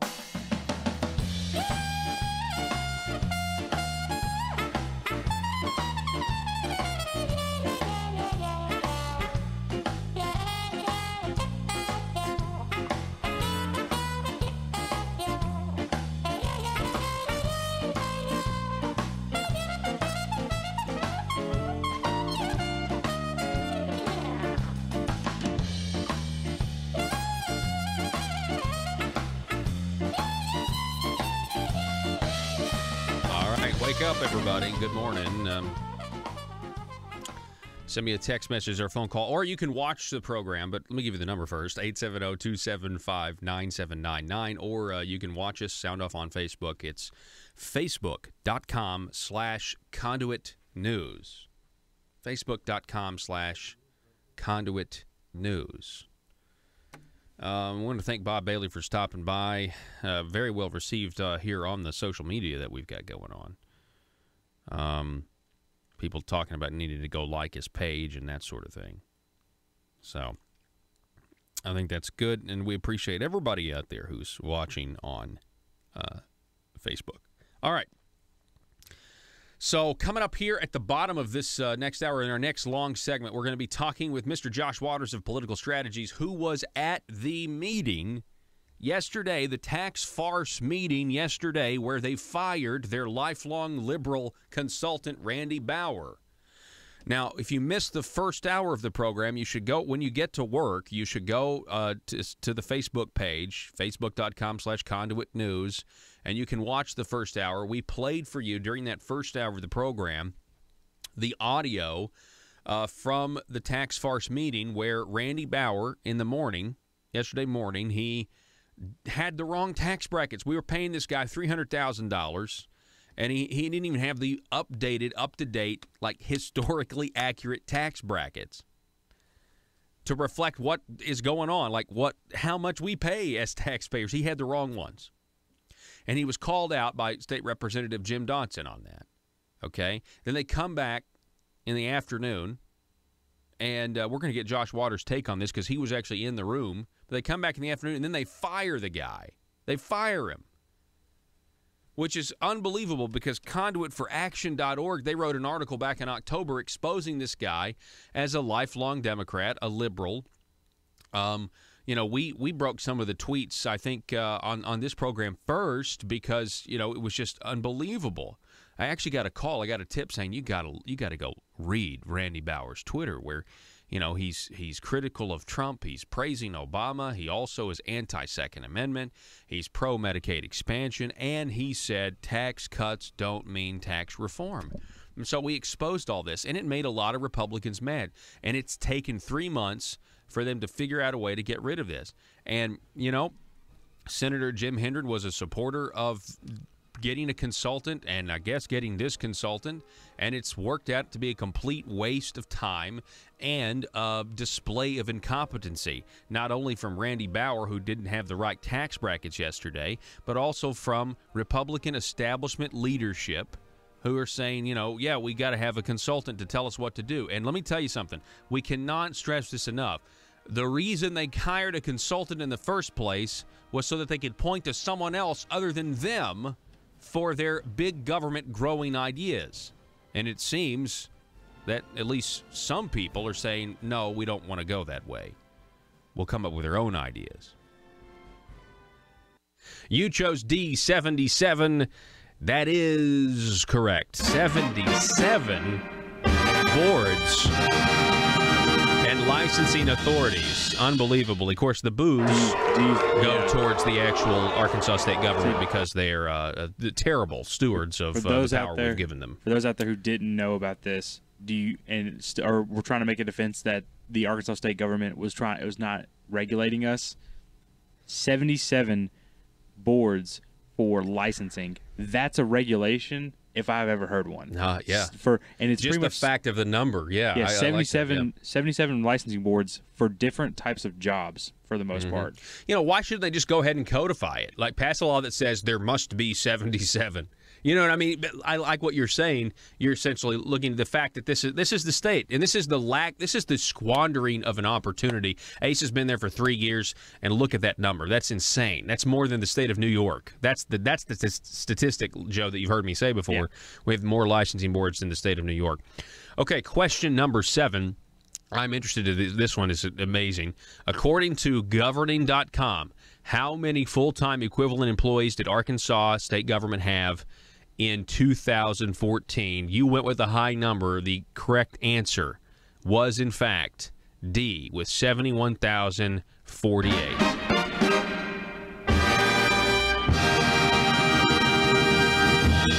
But how many of those 71,000? That is insanely too high, Arkansas state government. How many of those 71,000 people actually do something?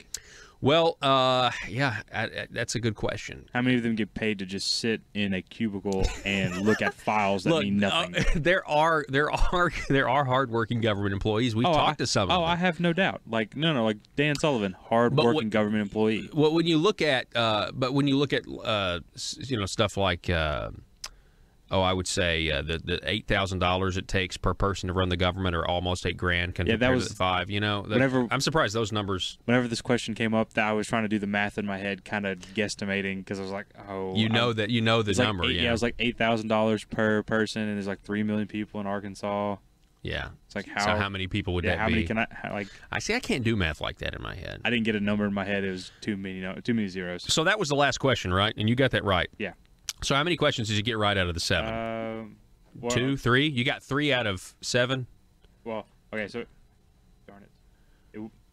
Yeah, there was 61.5%. 8 of 13, because each one of the when I had to choose the constitutional officers. Yeah. You got points for everyone. Yeah, so I got 4 out of 7. Okay, so 8 out of 13. You made a D. Yeah. All right. So I'm sorry to do this to you, Joe, but I mean, you got a D. Hey, the good news is that you now know. That you now know. You know?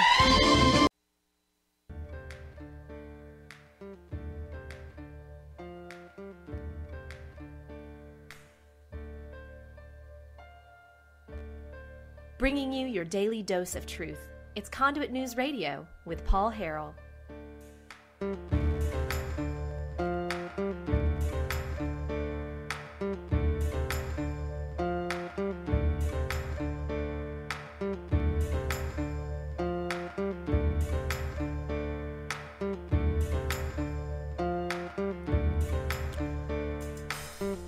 Ladies and gentlemen, welcome back. As promised, I want to welcome back to the program. We have Mr. Josh Waters from Political Strategies on the line with us. Josh, good morning to you. Hey, Paul, good morning. Congrats on the new Showtime and being in Little Rock. I know I got some friends who are able to listen on 96.5 FM The Answer now. My grandma's also able to listen, so she's excited about that. So congrats on the new time and adding the new station.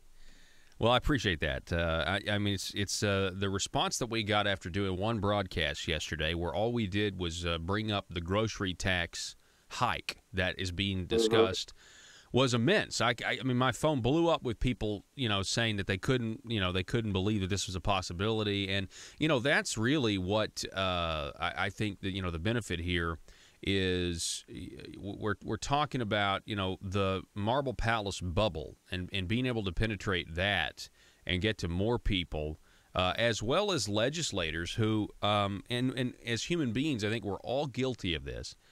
If you're inside a certain bubble and you only hear a certain perspective, and if that perspective is only what the establishment is telling you, but then you have another voice that say, no, actually, let me offer some criticisms. And I know people don't like the way I put my criticisms sometimes, but still, I mean, we're either going to limit government and shrink government, or we're not. And right now, we just keep spending more and growing more, and it's people. It needs to be called out for what it is. But anyway, Josh, the reason I wanted to have you on is because you were in the tax farce meeting yesterday morning. Can you go? We've gone over the audio that we last hour. It was pretty amazing. I cannot believe what transpired. So what was going through your mind yesterday in that meeting? Well, the morning meeting was actually, kind of standard and normal, what we've gotten used to in these meetings. It's just a lot of information. The tax consultant, Randy Bauer, had a PowerPoint presentation, was presenting all this information. And in the morning meeting, again, what we've seen in past meetings, there's information that was not correct. And for yesterday's meeting, they're looking at individual income tax and corporate income tax. And first, on the individual income tax side, he had the tax rate and brackets that were out of date. And, that really got people's attention because this was not the first time this has happened. In almost every meeting that's taken place, there's been either old data, inaccurate data, and he's been called out not only by legislators, but other organizations that have presented and other people who have spoken. So that was kind of what happened in the morning. And then we thought it was done, Paul. We thought the meeting was over because he had gone through both of his PowerPoint presentations, had gone through the individual income tax presentation, corporate income tax. There's nothing left on the agenda, but they announced, well, we're going to break for lunch and come back at 1. So that kind of sets up for the afternoon thinking, well, I guess they're adding something or something's up. So I actually texted a legislator. I was like, well, what's going on this afternoon? They're like, it'll be short, but you'll want to be there. And so I was like, okay, we'll come back.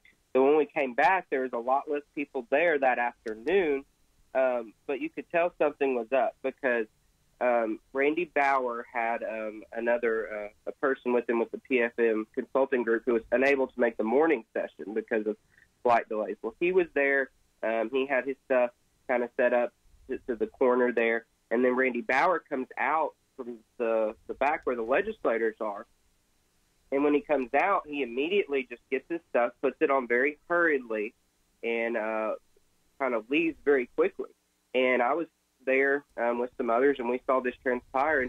And Michael Wickline from the Arkansas Democrat Gazette approached him, I believe, to ask him a question, try to get a quote for the newspaper. And he very hurriedly just kind of didn't storm out, but he was ready to get out of there. He said, just email me. And so something seemed off. And then at that point, that's when they started back and just kind of very quickly and shortly went into it, said that they've decided to move forward without PFM Consulting, that they're terminating their contract. So it kind of caught, I think, a lot of people by surprise, but I think it was very necessary based on the track record that's come up over the several task force meetings of incorrect information and yes. Just not a valuable service that's been provided. That's like you said. I mean, this has happened before. And not to mention you have the articles about, how this guy was a liberal. I kind of speculated last hour, well, maybe the reason he was really bad at his job is because he doesn't know anything about conservative tax policy, and so he can't, he's not able to answer questions from a Republican majority state. I mean, that's maybe less likely, but still, if he's a lifelong Democrat, why would I want him to tell me what's good tax policy, or anyway, the whole thing has from the beginning has not been a good idea. Senator Brian King was right when they first announced that this tax force was hiring the consultant. He said this is ridiculous. Tax policy is one of the most debated things politically that you talk about. We know what the ideas are. We don't need to waste $300,000. Of course, now we fired this guy. We only are going to spend, I think, about $100,000. Josh, you know exactly how much we were going to waste on this guy to hire him and then fire him? Yeah, so they have spent $88,000 to date, and I think that was just up until November. So there will be more billing for December and I guess part of January now, and then there's a 10-day notice that had to be given. So it'll probably be $100,000 to $115,000, maybe more when it's all said and done. So probably about a third of the original contract. Okay.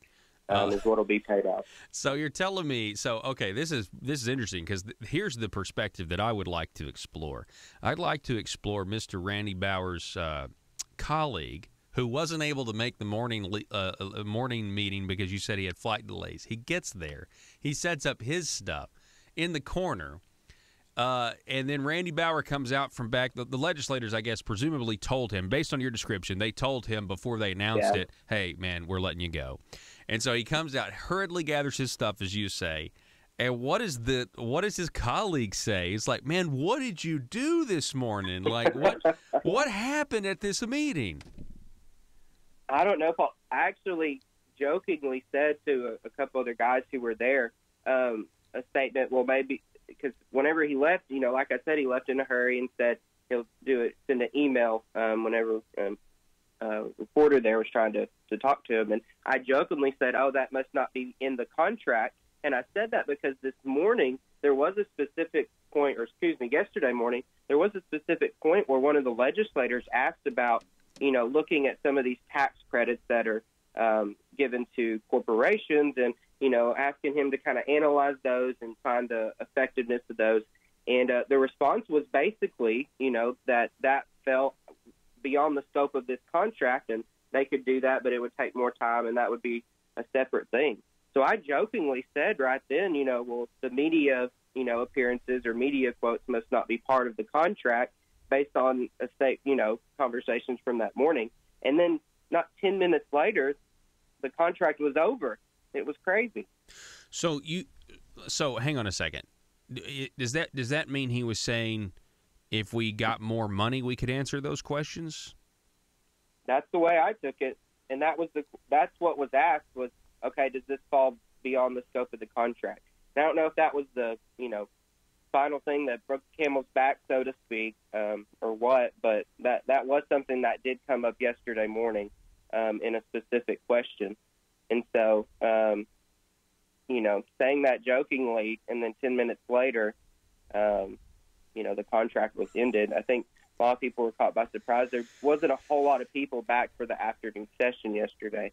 Because that was the only thing they did. So wow, so they let man, it's unbelievable that this.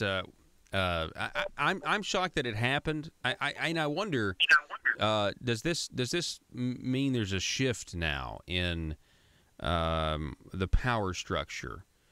Because if you listen to Senator Hendren, who was a proponent of hiring a consultant, they hired this consultant. He defended it. And now, if you listen to the audio, he says, the committee or the tax farce or whatever wants to move in a different direction. And so I'm wondering if now maybe there's some questions about the quality of the leadership right now. I mean, because what I can see at this point, and I know they're going to defend this and say, no, we got our money's worth, whatever. No, you didn't. You hired a lifelong Democrat to advise what is supposedly, a very, very red state. From what I can see here, the whole tax farce has gotten off on the wrong foot and has completely wasted everybody's time so far. That's what I think. Yeah, so that was kind of alluded to a little bit, I think, in some comments made by Senator Hendren. He said, people are always asking, when do the recommendations actually come? When are the fireworks starting? And so next month's meeting, the February meeting, the agenda had already been set. So they're going to be talking about kind of miscellaneous revenue streams, some fees, things like that aren't really in one nice category. They're going to talk about those. And then the next meeting is kind of, I think, when people can expect. I know they mentioned they're going to have groups from the right and the left come in. And I think that's when you'll see, more fireworks. And actually, okay, here's a idea of, cutting the inventory tax. What does that look like? What have other states done?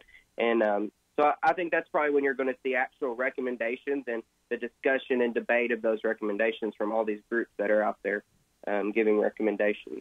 Is there any talk, any whispers from anybody about wanting to talk about getting spending under control? Still nothing to date, Paul, unfortunately. And that was actually several meetings ago was kind of pushed back. This isn't about the spending side. This is just about the tax code. This is just about tax reform, and the spending side of that will come later. But today and the next few days, I'll be down at the Capitol again because they're going to be having budget hearings. So there will be discussions of the budget and how it might change before the fiscal session that starts February 12th. So budget hearings will be going on starting today through Thursday. But as far as the task force goes, not any spending cuts but when you think about it, Paul, in Arkansas, remember, if we just cut taxes, they're going to have to cut spending because under the RSA, the way it's set up, if we don't have the money that comes in through tax revenue, they can't spend it because we have to have a balanced budget. Yeah. And so if we just cut taxes, we don't even have to, they wouldn't even have to make those necessarily hard decisions. I mean, they'll have to come around the backside, but instead of going out and looking for places to cut, which seems like they maybe don't want to do, if they just slash taxes, they're not going to have the revenue. They'll be forced to cut spending across the board. I'm glad you brought that up. We're talking with Josh Waters from Political Strategies. What Josh is talking about here is the RSA, the Revenue Stabilization Act. Okay, so this requires that you have a balanced budget, essentially.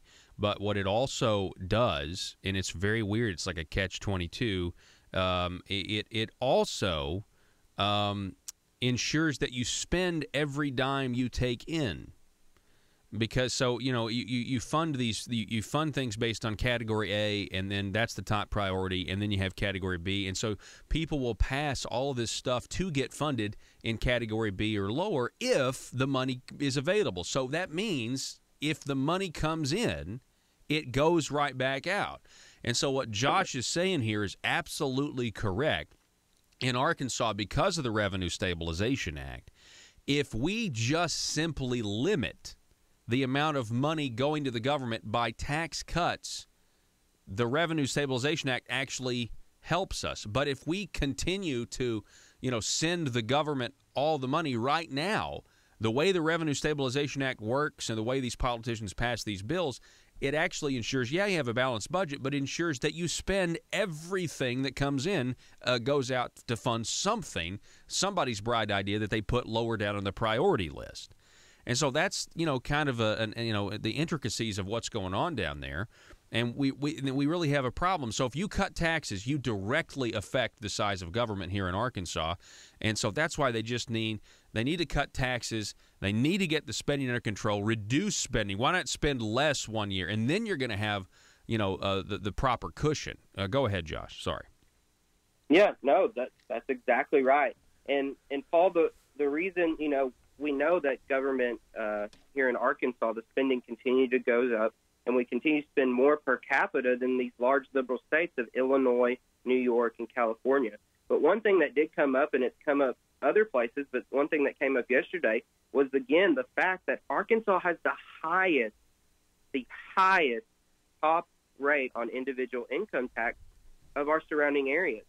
Of all the states we border, and even states we border like Texas and Tennessee don't even have an individual income tax.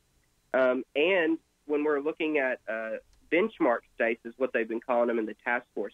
So they'll look at, not only states in the region, but other similarly situated states. So they looked at Iowa, Indiana, I think North Carolina. And Iowa actually has a slightly higher rate, but, and Mr. Bauer was from Iowa, what he explained was, but actually the effective rate in Iowa is even lower than Arkansas's, because in Iowa you can deduct your federal taxes on your state tax return. And so their effective rate actually comes down below that 6.9%.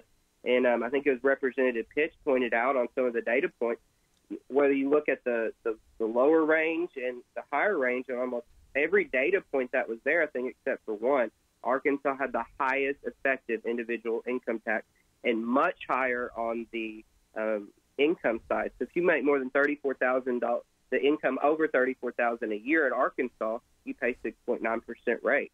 And those are the people, Paul, that are creating jobs, that are building businesses. Those are the ones that are getting hit the hardest and are basically being told and incentivized to go to other states to build your business because of our high tax rates here. No, you're exactly right. It's sad. What I think we're watching, and listen, I would love to eat crow on this. I keep saying this because that would mean lower taxes and less government, and that'd be a good thing. And so I don't care to do that. But I think what we're watching here is an opportunity of being squandered because I don't really think they want to get spending under control.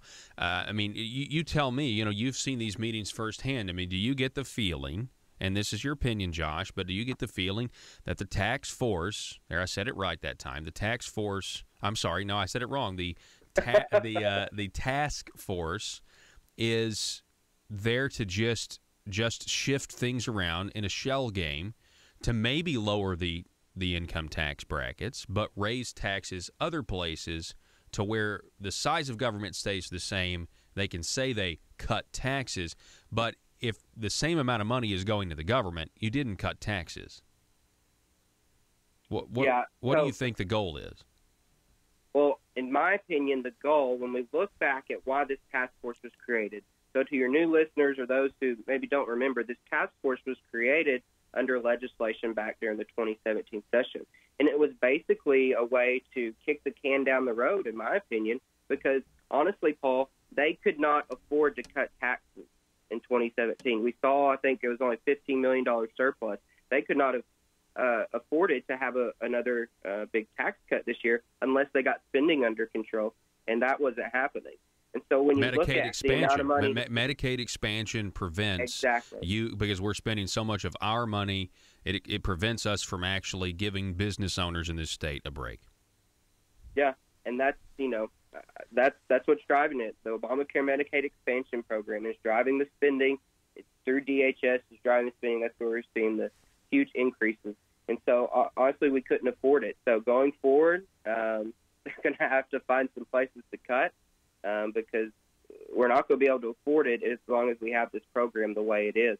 And so, that's my opinion. And I think another thing is, they want to collapse down the power. I think you see this with these task forces and with trying to run things through legislative council. They basically want to take out the full legislature. And maybe as part of that, some of those legislators who would stand up and speak out on this, and it might not go along with what the establishment wants to happen.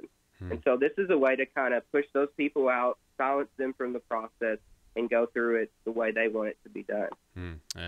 I would, my opinion. Yeah, no, I agree with that opinion. Josh Waters from Political Strategies, it's always a pleasure to have you on the program, and we'll do it again soon. Thanks, all right, Paul. All right, keep me posted. All right, sounds good. Folks, we got to take a break. You're listening to Conduit News Radio. I'm Paul Harrell. Back in a moment.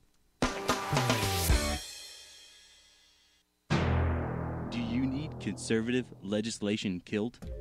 Or do you need policies enacted that ensure government growth? Then you need to get Nephewed. Hi, I'm nephew number 1 of uncle, nephew, and nephew, attorneys at law. I'm not a lawyer, but I am a senator. And I'm nephew number 2, and I am a lawyer and also a senator. Are you the victim of a recent accident in which the voters in your community mistakenly elected a limited government conservative who is now actually implementing the ideas he or she campaigned on?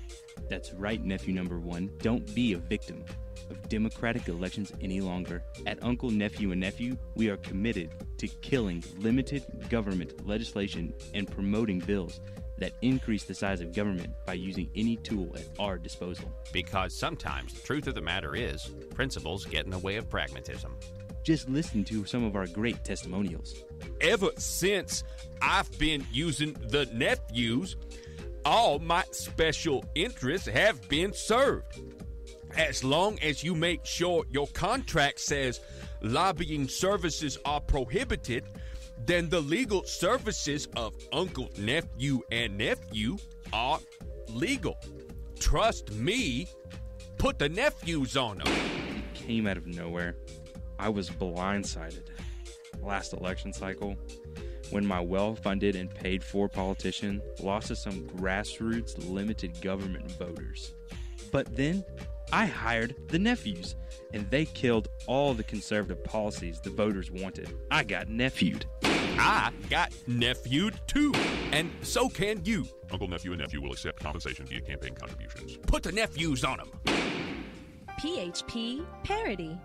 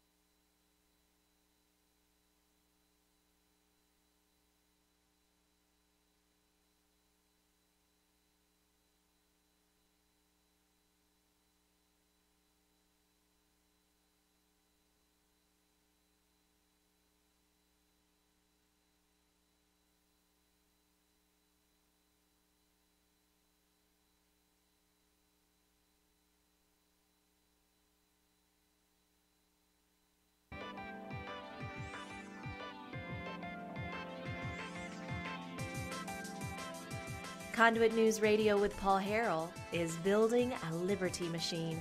Find out more at conduitnews.com.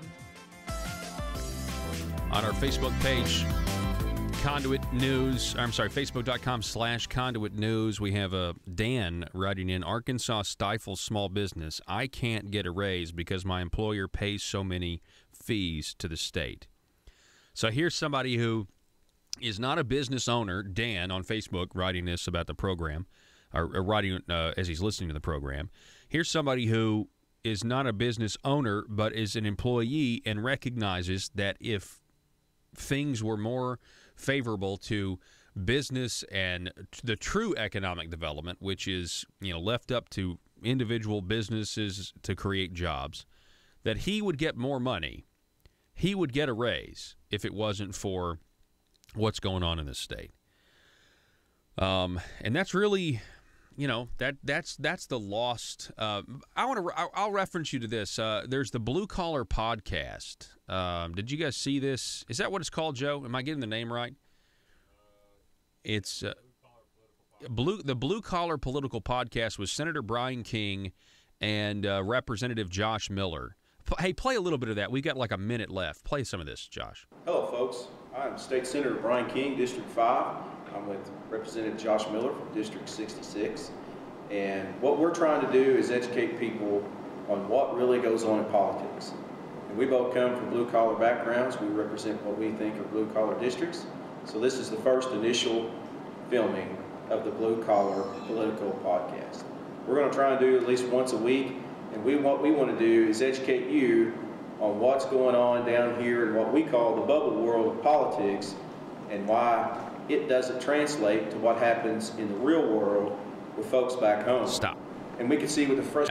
That's exactly right. This is up right now at conduitforaction.org. If you want to watch this podcast of Senator Brian King, who's going to be on the program tomorrow at 7:30, and State Representative Josh Miller, you want to watch this podcast, it's up at conduitforaction.org, conduitforaction.org, Blue Collar Political Podcast.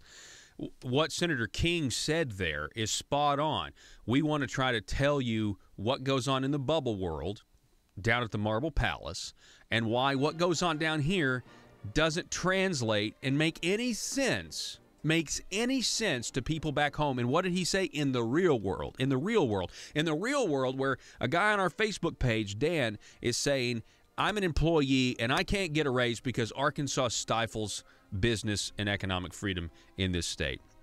Folks, I've had a blast here being with you the last 2 hours, and enjoy. Thank you for spending your morning with us here at Conduit News Radio.